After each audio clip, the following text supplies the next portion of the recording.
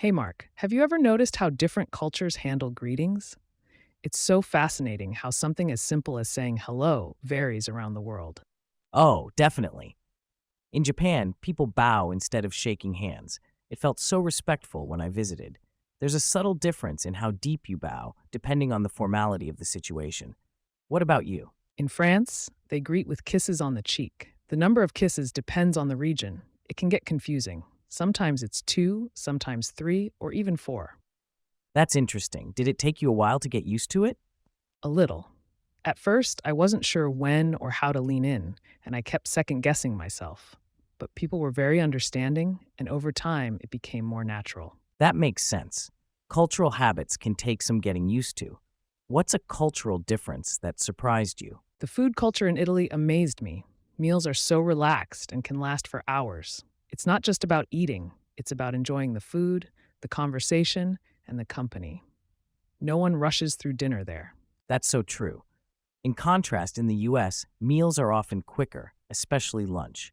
It's more about convenience and efficiency rather than making it a social event. Right. And in some places, fast food is the norm because people are always on the go. But in Mediterranean cultures, food is almost sacred. It's a time to connect and relax.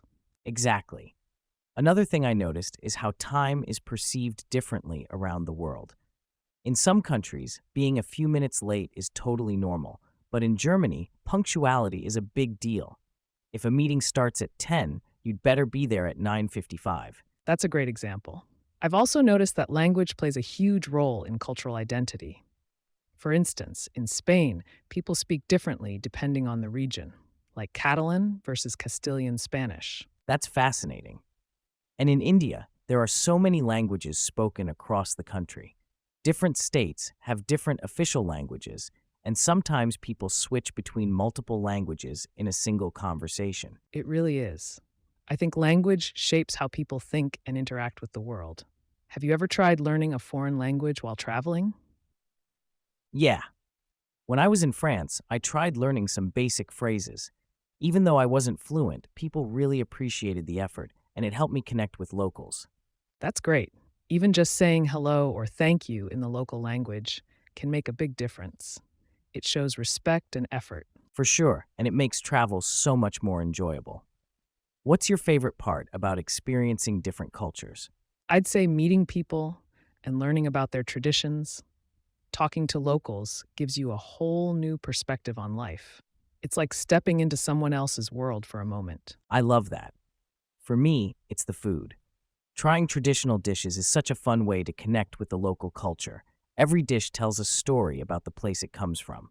Absolutely. Food is such a big part of identity. Have you ever had a dish that completely surprised you?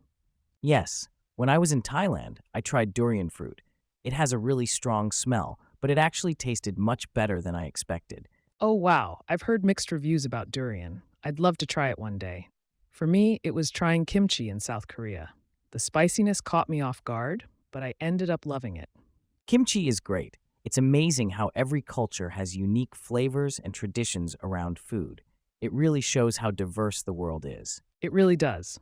Cultural differences may seem big at first, but they actually show how unique and connected we all are. Exactly. And the more we learn about different cultures, the more we realize how much we have in common. That's so true. It's what makes traveling and learning about other cultures so exciting.